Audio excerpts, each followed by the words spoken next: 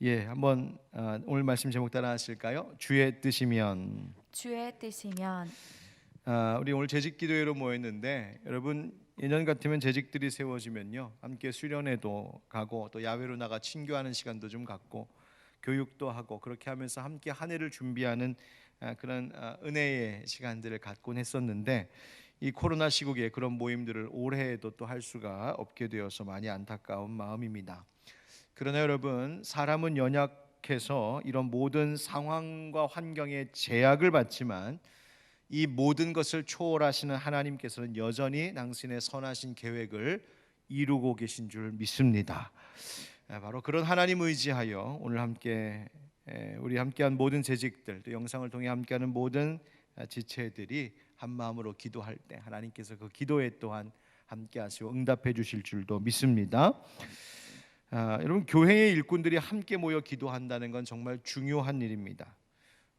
무슨 일을 하든 모든 일 전에 우선으로 기도하고 일해야 합니다. 기도하지 않고 교회 일하면 그거 아무 의미 없는 일들입니다. 저는 우리 교회 재직들이 기도하는 일꾼들 되기를 간절히 바랍니다.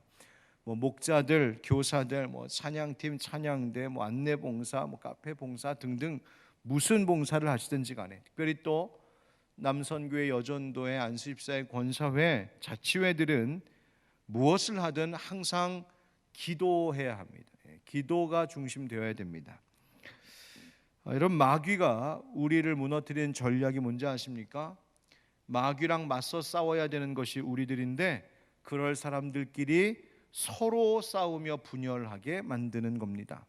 즉, 적과 싸워야 되는데 아군끼리 싸우도록 하는 것이죠.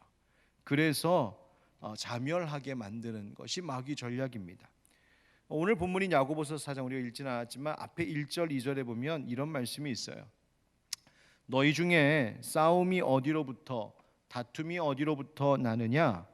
너희 지체 중에서 싸우는 정욕으로부터 나는 것이 아니냐? 너희는 욕심을 내어도 얻지 못하여 살인하며 시기하여도 능히 취하지 못함으로 다투고 싸우는도다. 너희가 얻지 못함은 구하지 아니하기 때문이요 구하여도 받지 못함은 정욕으로 쓰려고 잘못 구하기 때문이라. 아멘. 여러분, 사람의 정욕, 욕심은 기도를 무능하게 만들어 버립니다. 욕심은 기도를 방해하고 욕심으로 구하는 기도는 받을 수 없다. 하나님 분명히 말씀하십니다. 함께 마음을 모아 주님을 위해 일해야 되는 사람들이 오히려 그 마음이 서로 다투게 싸우게 만들어 버리는 것이 인간의 욕심입니다. 그렇기 때문에 일꾼들일수록 기도를 통하여 욕심은 내려놓고 서로 마음을 하나로 모으는 것이 매우 필요합니다. 오늘이 바로 그런 시간이 되기를 예수님의 이름으로 축원합니다. 오늘 말씀에 보니까 주님께서 장사하는 사람, 즉 어떤 일을 구상하고 계획해서 경영하고자 하는 사람, 사업하는 사람들에게 말씀하십니다. 다시 말하면 일하고자 준비하고 있는 사람들에게 말씀하고 계세요. 오늘 말씀 13절에 보니까 들으라, 너희 중에 말하기를 오늘이나 내일이나 우리가 어떤 도시에 가서 거기서 1년을 머물며 장사하여 이익을 보리라 하는 자들아 라고 부르고 계십니다. 사람들 중에 어떤 계획을 세우고 있는 사람들을 두고 하시는 말씀이에요. 어떤 계획이냐 하면, 내가 어느 도시에 가서, 어떤 성읍에 가서, 어떤 곳에 가서 1년 동안 계획을 세워서 거기서 내가 장사해야겠다, 사업을 좀 해서 돈 좀 벌어야겠다 계획하는 사람들, 일하고자 하는 사람들이에요. 그런데 주님은 열심히 계획하고 준비하고 이제 힘차게 그 1년을 시작하려고 하는 사람들에게 단호하게 말씀하십니다. 14절 다 같이 한번 읽어보실까요? 시작. 내일 일을 너희가 알지 못하는도다. 너희 생명이 무엇이냐? 너희는 잠깐 보이다가 없어지는 안개니라. 아멘. 너희 인생이 안개라는 것을 잊지 말라는 겁니다. 인간의 유한함 잊지 말라. 언제 네가 어떻게 될지 내일을 장담할 수 없는 것이 너희 인생들이라고 말씀하시는 거예요. 여러분 지금 코로나 상황이 너무 어려워서 어휴 내년에 어떻게 살지 혹시 그런 걱정하십니까? 내년에 살아있을지 하나님 부르실지 아무도 모릅니다. 박 목사가 하늘빛 광속의 내년 사역을 위해서 교육자들하고 머리를 싸매고 열심히 1년 계획을 세웠다. 그리고서 이거 내가 이룰 수 있을까 막 끙끙 앓고 걱정하고 있다. 하나님 제게 말씀하시는 거야. 박 목사 내가 올해 안에 널 데려갈지도 몰라. 여러분 내년에 대한 우리의 모든 계획, 미래에 대한 우리의 모든 장담이 사실은 다 무의미한 것들이에요.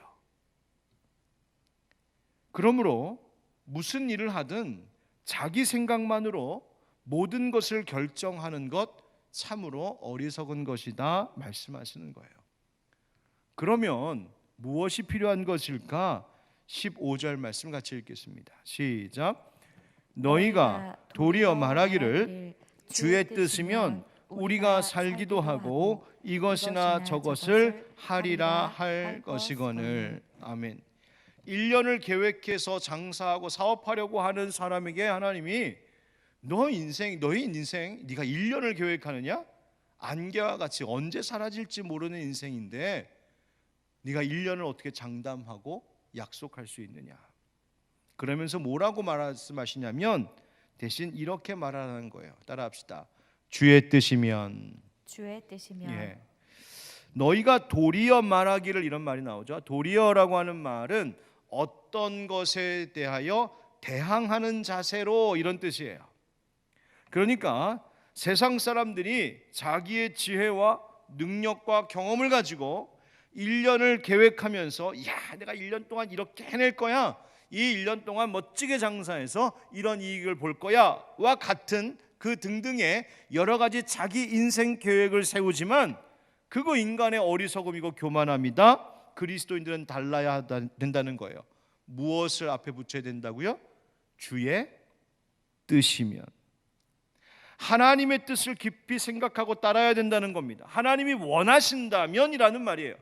하나님이 원하신다면 그렇게 될 수도 있고, 하나님이 원치 않으시는 길이라면 내가 아무리 치밀하게 계획을 세우고 나의 전 에너지를 다 쏟아부어도 하나님 원하시는 길 아니면 안 된다. 그거를 믿고 인정하며 살라는 것입니다. 주님의 뜻이면 계획하는 일이 계획대로 될 수도 있고, 주님의 뜻이 그것이 아니라면 그 주님의 뜻대로 나의 가는 길, 내가 하고자 하는 그 일을 바꾸시고 그 길을 돌리실 수도 있다는 것을 우리는 인정하며 살아야 된다. 주의 뜻이면. 이것이 믿음이라는 거예요. 이것이 1년을 장담할 수 없고 아니 내일조차도 장담할 수 없는 안개와 같은 인생들이 갖는 지혜가 바로 이것입니다. 주의 뜻이면. 그러면 여러분 우리가 무엇을 계획하고 준비하는 것, 야 그럼 아무런 의미가 없네. 여러분 우리가 1년 동안 열심히 계획을 세우고 계획서를 세우는 것, 그거 다 무용지물일까요? 뭐 1년 계획해봐야 주님 뜻 아니면 아무 소용없는데 뭐하러 해? 혹시 그런 생각 가지십니까? 오늘 말씀은 그런 의도로 주시는 말씀이 아니에요. 성경은 우리가 얼마나 열심히 계획하고 준비해야 되는지에 대해서도 말씀해 주십니다. 잠언 20장 18절 말씀에 보니까 경영은 의논함으로 성취하나니 지략을 베풀고 전쟁할지니라 말씀하십니다. 계획은 사람들의 뜻을 모아서 세우는 것이죠. 즉 중의를 모아서 세운 계획이라야 성취된다 이런 말이에요. 사람들이 함께 마음을 모으고 머리를 맞대고 지혜를 모아서 계획한 일, 의논한 일이 되는 거다. 그러니 전쟁도 전략을 세워놓고 해야 된다는 거예요. 막무가내로 할 것 아니란 말이죠. 준비하라는 말이에요? 하지 말라는 말이에요? 준비하라는 말이에요. 잘 준비하고 계획 잘 세워야 된다. 작전 잘 짜야 된다 그 말이에요. 누가복음 14장에서 예수님도 말씀하셨어요. 너희 중에 누가 망대를 세우고자 할진대 자기의 가진 것이 준공하기까지에 족할는지 먼저 앉아 그 비용을 계산하지 아니하겠느냐. 그렇게 아니하여 그 기초만 쌓고 능히 이루지 못하면 보는 자가 다 비웃어 이르되 이 사람이 공사를 시작하고 능히 이루지 못하였다 하리라. 아멘. 망대 하나를 세우더라도 치밀하게 계산해야 된다. 그렇지 않으면 기초는 시작하고 4분 떠놓고 이루지 못해서 사람들의 비웃음거리가 될 수 있지 않겠느냐. 잘 계획하고 준비해야 된다. 예수님도 말씀하셨어요. 여러분, 우리는 1년을, 내 미래를, 내일을 장담할 수는 없는 인생들이지만 그렇다고 철저한 계획과 준비조차 불필요한 것은 아니에요. 교회도 마찬가지입니다. 교회가 되는 대로 하면 되지, 그냥 은혜대로 하면 되지, 때마다 그냥 성령이 주시는 마음대로 하면 되지 라고 하는 그 방만한 생각만 가지고 있으면 교회는 위험에 빠질 수 있습니다. 여러분, 전략이 없는 교회는 더 나은 내일을 기대할 수 없어요.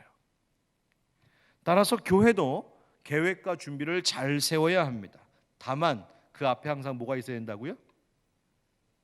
주의 뜻이면, 그 모든 것을 주님의 뜻이라면 하나님께 맡기고 그분과 함께 의논하고 그분의 인도하심에 순종하며 그 길을 가는 것, 하다가 하나님의 뜻이면 그 길을 이루게 하시고 하나님의 뜻이 아니면 내가 세운 계획조차도 언제든지 하나님 앞에서 내려놓을 수 있는 그 인정함, 그 용기, 그것이 필요하다는 거예요.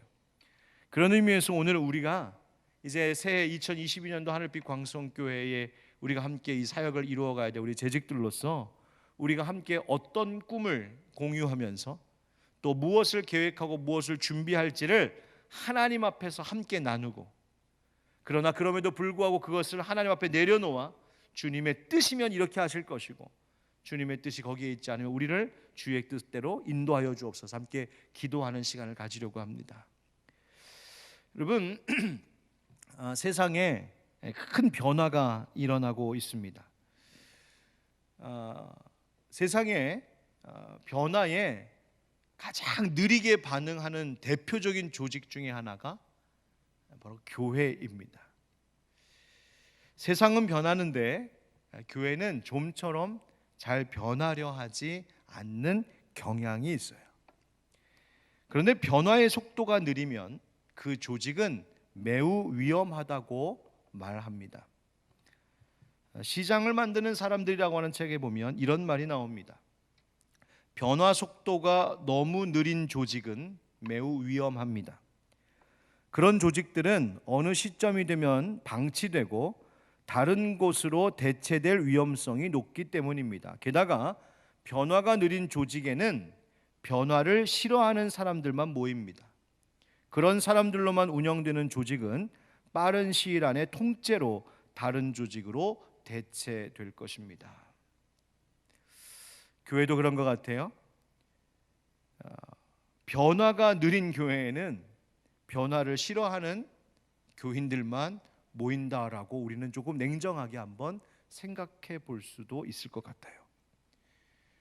흔히들 말하는 것이지만 여러분, 공룡의 멸종 원인이 뭐라고 말합니까? 공룡이 왜 다 한꺼번에 멸종했다고 해요?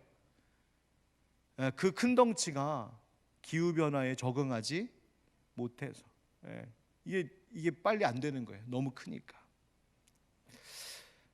그런 면에서 볼 때 지금 우리가 2년째 지금 겪고 있는 이 코로나19의 재난은 하나님께서 교회를 새롭게 하려고 하시는 더 큰 계획 속에 있는 단계, 과정일 수 있겠다라는 생각에 이르게 됩니다.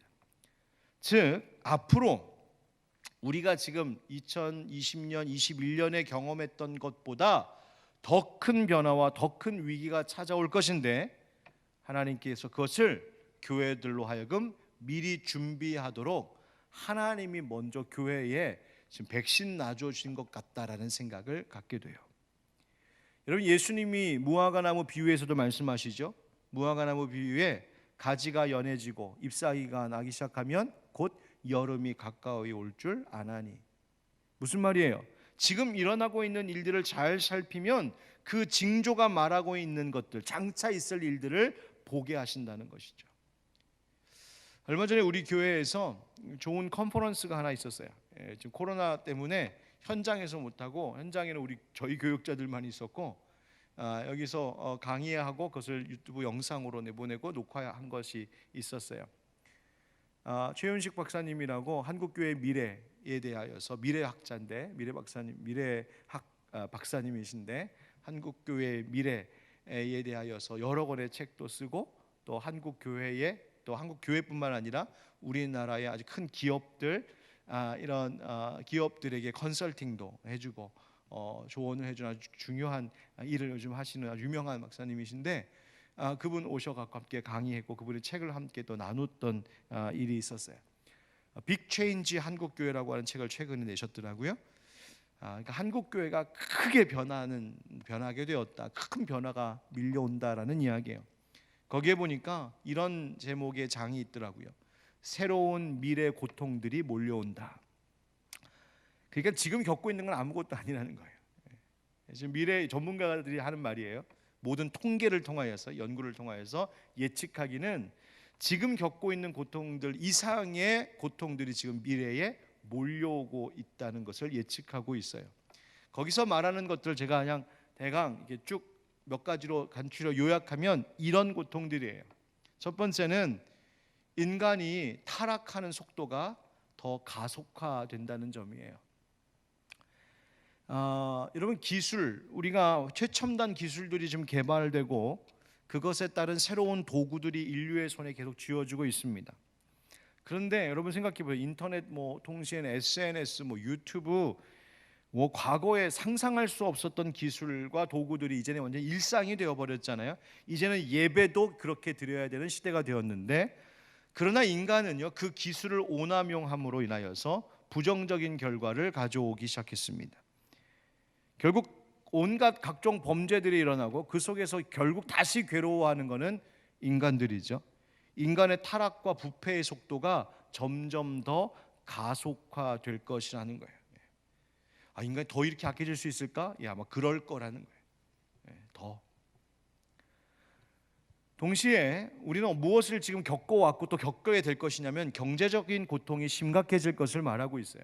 여러분 코로나19 이 팬데믹 때문에 경제적으로 엄청난 충격이 이 땅에 가해졌죠. 중산층이 무너지고 서민들 약자들에게 고통이 가중되고 있어요. 일자리를 잃고 있고요. 경제적으로 너무나 큰 어려움에 빠졌습니다. 지금 다시 거리두기 사적 모임 4명으로 내일부터 제한된다고 하죠. 지금 연말에 예약 받았던 식당들 다 취소하고 지금 연말에 받을 손님들 때문에 아르바이트생들 또 일하시는 분들 고용했는데 다시 또 다 정리해야 되는 이 기가 막힌 일이 지금 계속 반복되고 있어요. 우리 교회에서 더 나눔 사역을 계속하고 있는데요. 대단한 건 아니고 여러분들 헌금해 주신 것으로 작은 생필품들 먹을 것들 이렇게 사서 우리가 날씨 따뜻할 때는 밖에다가 전시해서 마음껏 가져가게 하셨고 요즘에는 이제 들어오시면 저희들이 포장해서 이렇게 드려요. 그런데 노숙인들의 방문자 수가 늘었어요. 그리고 요즘에는요 노숙인들이요 이분들이 깨끗하게 하고 오세요. 옷도 멀끔하게 입고 근데 같이 손잡고 여러분이 오세요. 오셔서 생필품 먹을 것 부탁하시는데요.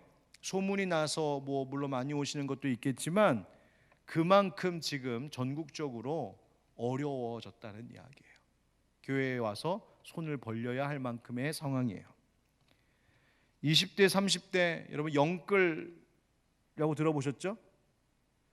영끌 영혼이 하나님께 끌리는 거 그런 거 아니에요.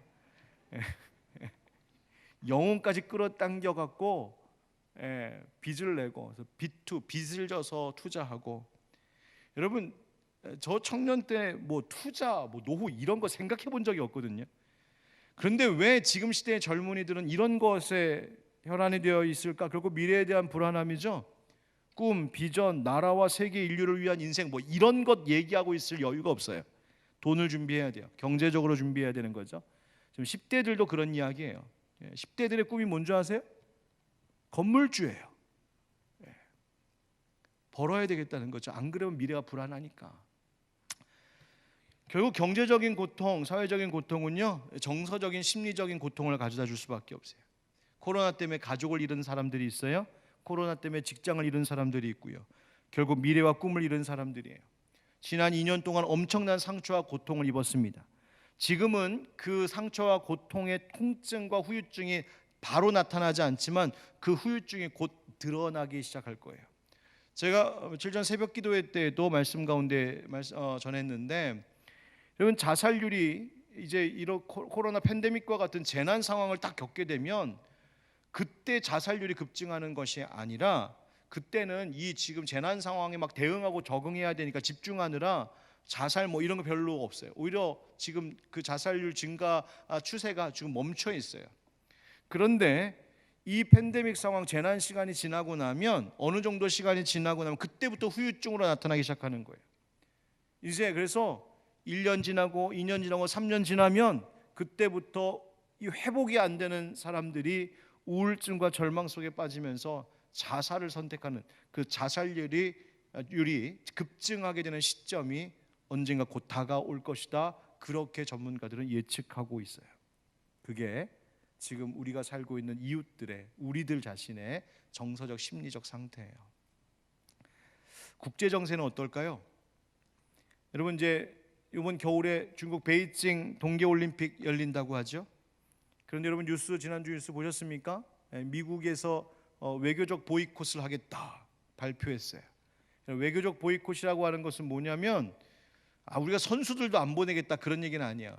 선수들은 보내는데 대신 공무를 맡은 자, 공무자들, 그러니까 공직에 있는 뭐 정부 대표단들, 이런 공무를 보는 사람들을 보내지 않겠다는 거예요.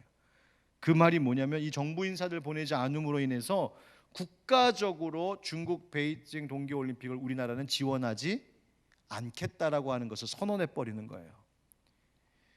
왜 그러기 시작했냐면, 이제 미국에서는 걸고 넘어진 게 중국의 인권 때문이라는 거죠. 종족들 학살하고 반인도적인 범죄 저지르고 또 인권 유린하고 막 이런 것들을 이제 빌미로 인권 상황을 문제 삼고, 우리는 중국 베이징 올림픽 난 지지하지 않는다, 미국이 선언해 버렸어요. 그랬더니 동시에 막 뉴질랜드, 영국, 캐나다, 호주, 일본까지 거기에 쫙 지금 따라가고 있어요.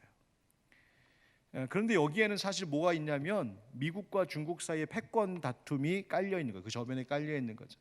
이 세계의 경제적, 또 모든 면에, 특히 경제적인 부분에 있어서 이 주도권을 누가 줄 것이냐, 중국과 지금 미국이 좀 싸우고 있는 거예요.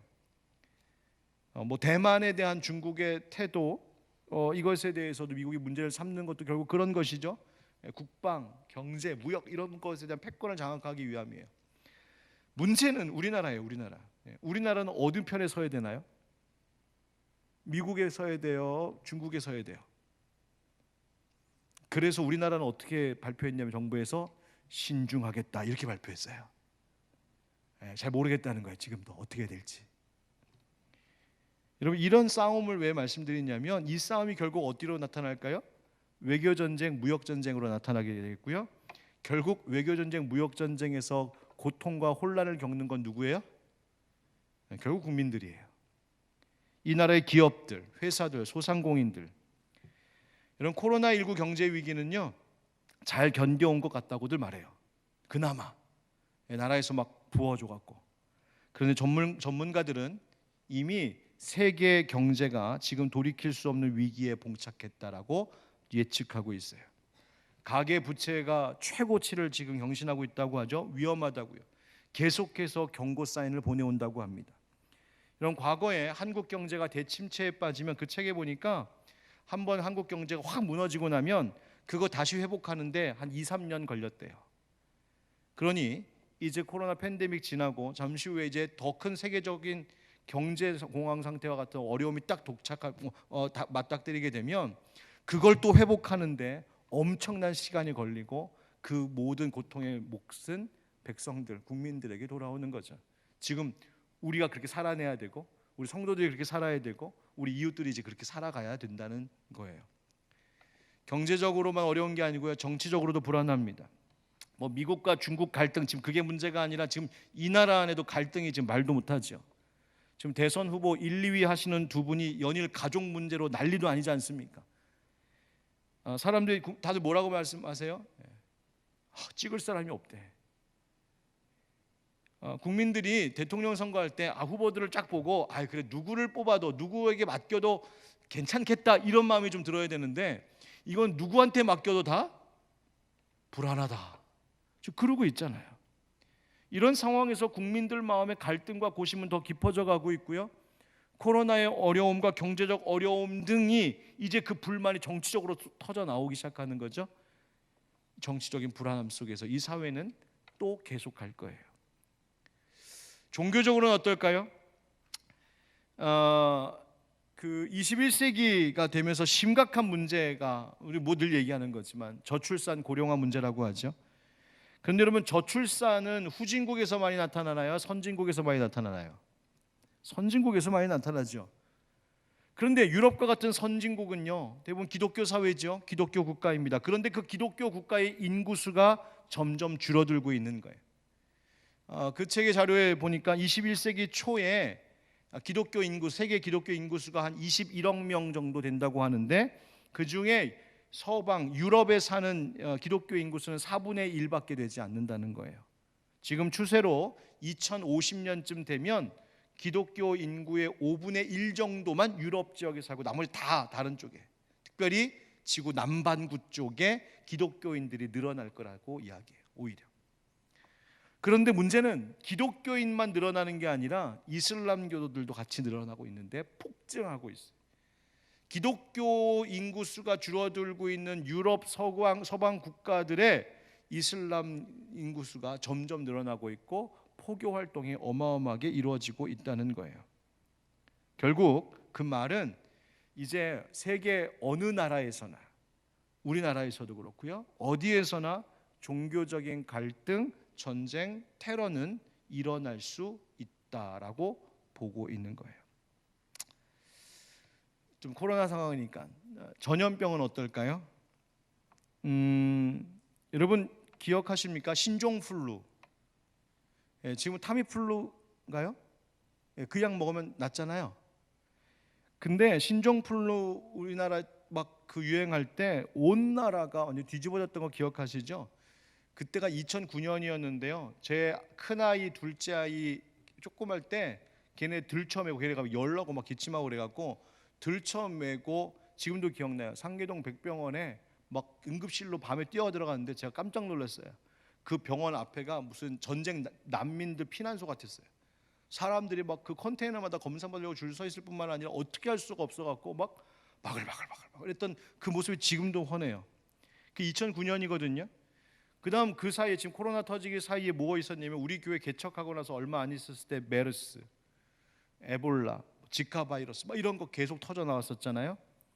그리고 이제 2019년 20년에 이제 코로나19 터진 건데요. 왜 이게 기간이 이런가 봤더니 그 책에 보니까 전염병으로 인한 팬데믹의 패턴 주기가 보통 10년에서 12년이라는 거예요.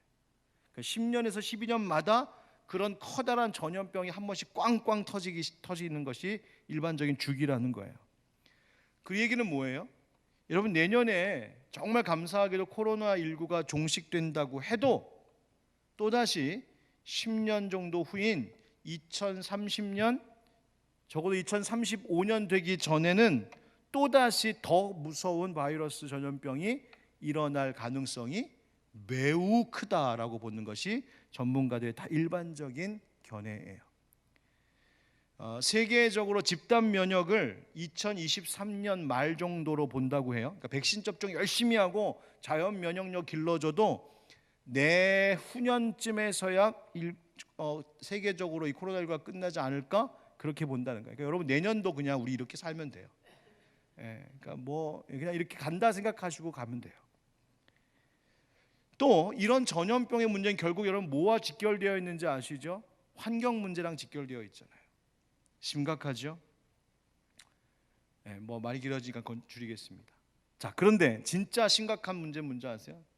이 모든 새로운 시대의 새로운 고통들이 그리스도인과 비그리스도인들을 가리지 않는다는 거죠. 예. 예수 믿는 사람들은 싹 피해가고 예수 안 믿는 사람들에게만 이런 어려움이 있느냐? 그렇지 않아요. 우리는 다 똑같이 겪고 있다는 거예요. 그래서 그리스도인들도, 특별히 교회도 새로운 고통들이 몰려오면서 엄청난 변화를 겪는 이 시대 속에, 이 세상 속에서 교회도 변해야 될 것들이 변하고 준비해야 될 것들을 준비하지 않으면 우리 하나님 우리에게 맡겨주신 이 교회를 세우는 사명을 충분히 잘 감당하기 어려워질지 모른다는 말이에요. 잘 준비해야 돼요. 역대상 12장 32절에 이런 말씀이 있습니다. 역대상 12장 32절 한번 같이 읽어보실까요? 시작. 이사갈 자손 중에서 시세를 알고 이스라엘이 마땅히 행할 것을 아는 우두머리가 200명이니 그들은 그 모든 형제를 통솔하는 자이며. 예, 이사갈 자손 중에 리더들이 한 200명이 있었는데 그 200명의 리더들, 우두머리들은 어떤 사람들이라고 말하고 있냐면 시세를 알고, 여기서 시세란 부동산 시세를 말하는 게 아니에요. 예, 아파트 시세가 아니고요. 시대를 이해할 줄 안다. 시대의 흐름을 이해한다 이런 말. 시세를 알고, 그러니까 때를 잘 분간할 줄 아는 사람들이었고, 이 사람들은, 이 리더들은 이스라엘 백성들이 마땅히 행할 것, 즉 해야 할 일이 뭔지를 아는 자들이었다. 그러니까 이 이사갈 자손의 리더들은 지혜가 있었고 통찰력이 있었다는 말. 시대를, 세상을 보는 눈이 있었고 무엇을 이 시대 속에 해야 되는지를 알고 있었다. 그런 리더들이었다는 거예요. 여러분, 지금 우리 교회에도 이런 일꾼들이 필요합니다.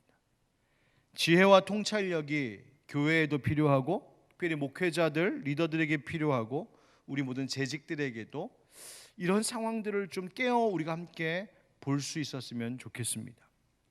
그래서 잘 준비해야 돼요. 계획 세우고요.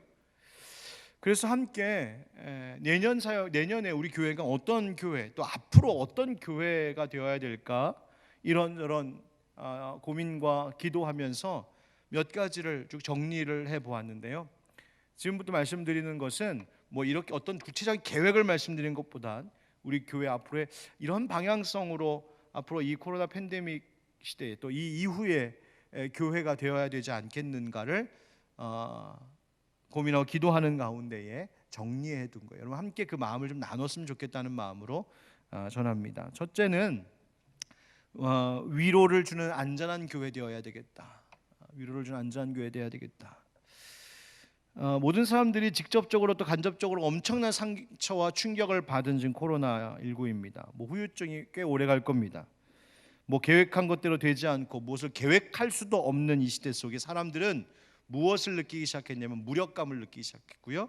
그 무력감은 결국 현실의 고통과 같이 어우러져 분노가 되기 시작합니다. 앞서 말한 대로 새로운 고통들이 계속해서 이제 가중되면서 사람들은 분명히 알게 모르게 엄청난 고통을 호소하게 될 것이고 그 마음은 점점 더 지쳐갈 겁니다. 이런 상황에 교회가 할 수 있는 일이 뭘까? 여러분, 교회가 사람들이 겪는 현실의 문제를 다 해결해 줄 수는 없지 않겠습니까? 그럼 교회가 할 수 있고 해야 될 일이 뭘까?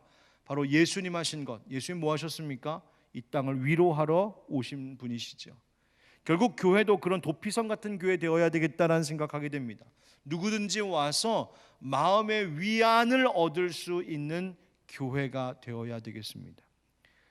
그러므로 여러분 목회자들은 물론이거니와 여러분 재직들께서도 만나는 모든 성도들 누구를 대하든 또 무슨 일을 어떤 사역 봉사를 하든지 간에 꼭 그 마음의 중심 가운데 여러분이 두셔야 될 것은 바로 나를 통해 하나님의 위로가 흘러가게 해주십시오라고 하는 그 마음의 자세를 늘 갖고 섬김에 함께 해주시기를 부탁드립니다.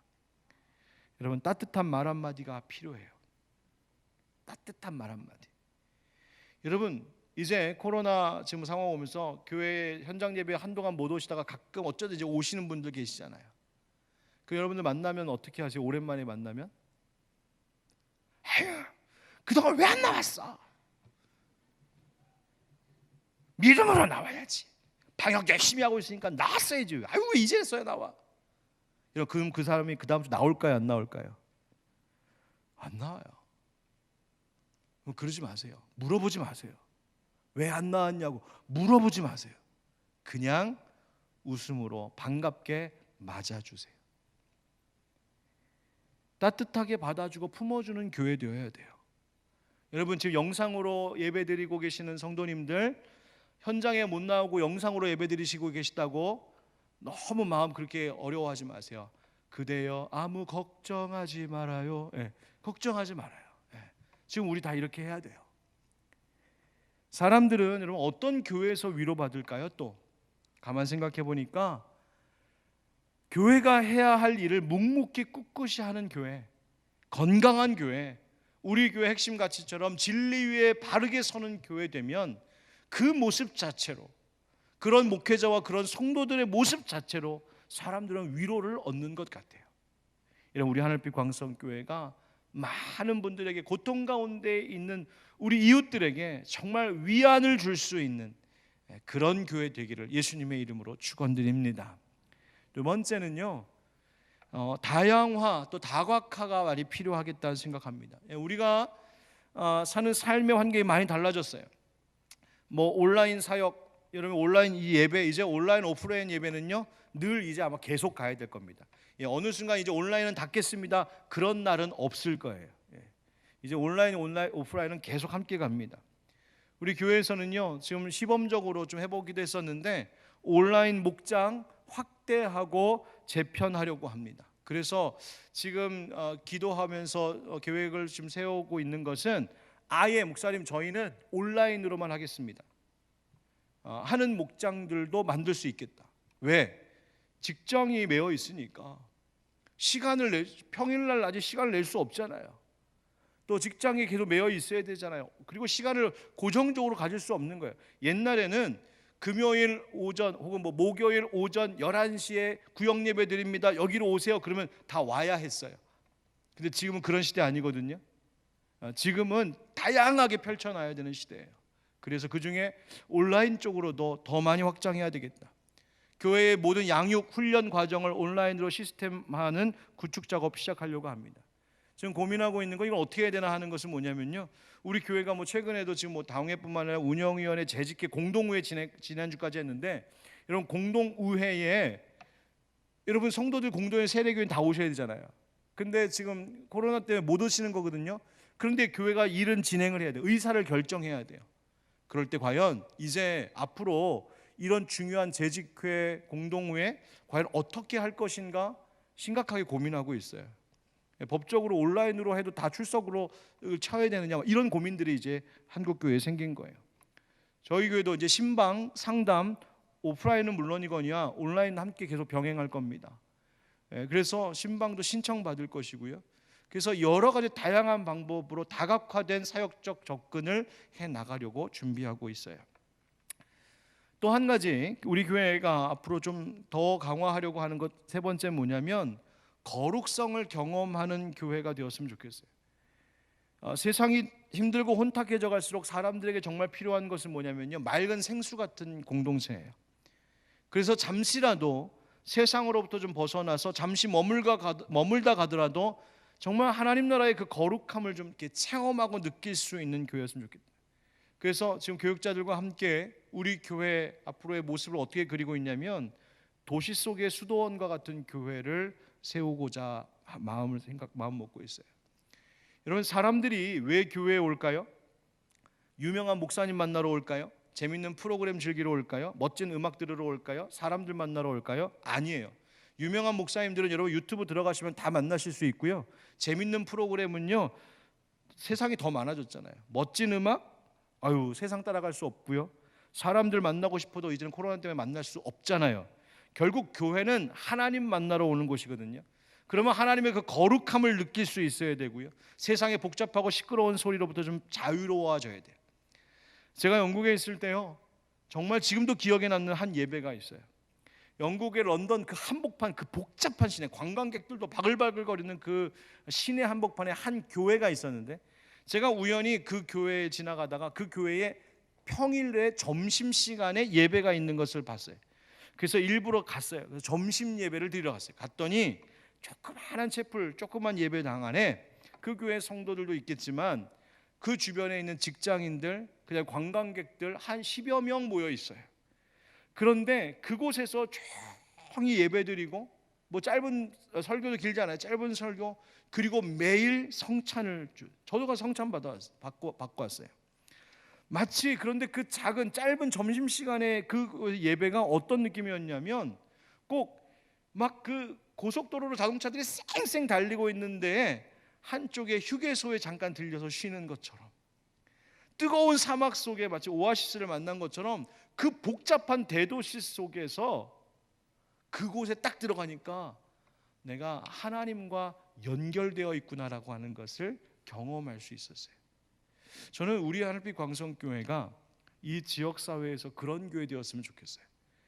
그래서 막 세상의 복잡한 것들, 세상에 막 황량해져가는 이 세상의 상황 속에서, 그러나 이 교회 예배당에 들어오면, 이 교회를 만나면 마치 도시 속에 한 수도원에 들어온 것처럼 그렇게 그 마음의 안식과 하나님을 만나는 거룩함을 경험하는 그런 교회가 되었으면 좋겠어요. 이런 일들을 지금 이제 하려고 하는 거예요. 예배자도 훈련하려고 합니다. 어디서나 이제 예배 드릴 수 있으니까 결국 예배자도 훈련해야 돼요. 또 한 가지 지금 중요하게 여기는 것은요, 소그룹인데 탄력성 있는 소그룹을 만들려고 합니다. 여러분, 이제 4명까지 모일 수 있다고 하죠? 그렇죠? 그래서 목장을 4명씩 자르려고요. 무슨 말이에요? 목장을 4명씩 묶고 상황이 나아지면 그 넷과 넷이 합치면 어떻게 돼요? 8이 되고, 그래서 사회적인 거리두기 상황에 따라서, 이제 팬데믹 상황에 따라서 목장 소그룹이 탄력적으로 합쳐졌다 흩어졌다 합쳐졌다 흩어졌다를 할 수 있는 그런 소그룹을 만들어 봤으면 좋겠다 생각하고 있어요. 그리고 그 안에서 함께 예배하고 말씀 나누고, 특별히 목장을 특별히 특화시켜서 성경 공부를 주력으로 하는 목장도 양성할 계획을 가지고 있어요. 여러분, 이제 지금은 그래도 뭐 우리 예배당 지금 요번에 보니까 지침 보니까 299명까지 모일 수 있대요. 이번 바뀐 거예요. 오늘부터 299명까지. 근데 상황이 진짜 안 좋아져서 이제 다시 전면 비대면 된다. 완전히 이제 거리도 나오지 말아요. 외국 저 선교지처럼 제3세계처럼 막 완전히 셧다운 해갖고서 아예 나오지 말고 거리 다니는 거 통제 이렇게 해버리면 여러분 예배 어떻게 드리시겠어요? 혹시 나라에 전쟁이 나서 예배 드릴 수 있는 곳이 없게 되고 모일 수 있는 공동체가 없으면 어떻게 하시겠어요? 결국 내가 스스로 예배할 수 있어야 돼요. 그래서 5번째, 개인의 영적인 역량을 강화하는 일에 힘쓰려고 해요. 또 하나, 교회, 학교, 가정에 힘쓰려고 합니다. 뭐 우리 늘 해왔지만 특별히 다음 세대를 세우는 거 좀 심각한 상황이 되었고요. 지금 이 상태로 과연 우리의 교회, 학교 아이들 중에 미래에 나는 목회에 헌신하겠습니다, 선교에 헌신하겠습니다 라고 하는 사람들이 얼마나 나올까? 나는 크리스찬 사회인으로서 내가 기업가가 되고 영향력 있는 사람이 되어서 이 사회에 크리스찬으로서의 선한 영향력을 미치는 사회인이 되겠습니다라는 비전을 갖고 있는 청년과 젊은 세대, 어린 세대들이 얼마나 될까 고민해보면 앞으로 어떻게 해야 될까라고 하는 많은 생각들을 하게 돼요. 뿐만 아니라 지금 사회 문제에도 함께 공감하려고 합니다. 3040 세대만 지금 중요한 게 아니라 지금 이제는 5060 세대가 중요하다 이렇게 말해요. 5060 세대가. 그래서 지금 은퇴는 빨라지고 100세 시대가 되고 이런 시대에, 그리고 3040은 자녀 세대를 위하여서 5060이 이제는 5060이 청소년들보다 더 방황하는 세대가 되었다. 그 얘기를 그 책에서도 하더라고요. 또 환경 문제, 자살 예방 이런 것에 저희들이 관심을 갖고 함께 하려고 합니다. 자, 시간이 뭐 이제 다 돼서 더 제가 늘어놓지는 않겠습니다만 이런 여러 가지 고민과 구상과 계획들을 우리 교회가 함께 재직들에게 말씀을 드리고 함께 공유하려고 하는 거예요. 말씀드린 것은 이런 일들이 함께 공감하길 바라고 함께 한 방향성을 좀 가졌으면 좋겠다라고 하는 마음으로 오늘 목사가 이렇게 이야기합니다. 자, 그런데 제가 오늘 길게 여러 가지 얘기들을 했습니다. 그런데 그 앞에 항상 뭐가 있어야 된다고요? 할렐루야, 주의 뜻이면. 그래서 오늘 이 세 가지로 기도하려고 합니다. 첫 번째 따라합시다. 주님의 뜻대로 행하소서. 주님의 뜻대로 행하소서. 두 번째, 주님만 자랑하게 하소서. 주님만 자랑하게 오늘 본문에 보니까 하소서. 허탄한 것 자랑하지 말라고 하셨거든요. 자랑은 다 악한 것이라고요. 주님만 자랑하고. 세 번째, 중요합니다. 선한 일을 멈추지 않게 하소서. 선한 일을 멈추지 않게 오늘 본문 하소서. 17절에 보면 그러므로 사람이 선을 행할 줄 알고도 행하지 아니하면 죄니라 말씀하셨어요. 선한 일을 멈추지 말라고요. 한 가지 얘기 말하고 마칠게요. 내년 예산 중에 이번에 장학 헌금을 대폭 올렸습니다. 우리 교회 청년들 또 학비가 필요한 친구들에게 정말 도움이 되고자 대폭 올렸어요. 또 선교 후원도 또 늘렸어요. 예. 어려운 시대에 인재들 양성하고 선교 지원하는 일에 우리가 계속해야 되겠다는 것으로 우리 당회와 재직들이 함께 마음을 모아서 그 예산을 많이 예년보다 더 많이 올렸어요. 많이 올렸어요. 그러니까 바깥으로 쓰는 걸 좀 많이 하자. 근데 이 연약한 목사가 마음에 이렇게 해놓고서 마음이 어떤 마음이 들었겠어요? 할 수 있을까? 과연 내년에 될까? 근데요, 얼마 전에 갑자기 어느 집사님이 저한테 전화하셨어요. 목사님, 오랜만에. 목사님, 무슨 일이세요? 목사님, 저 장학헌금 구제헌금하고 싶어요. 그래서 느닷없이 생긴 좀 뜻밖의 생긴 목돈을 장학헌금과 구제헌금으로 선뜻 헌금을 하셨어요. 제가 그 전화를 받고 또 그 헌금하신 걸 보고 제가 깨달았어요. 하나님께서는 선한 일을 기뻐하시는구나.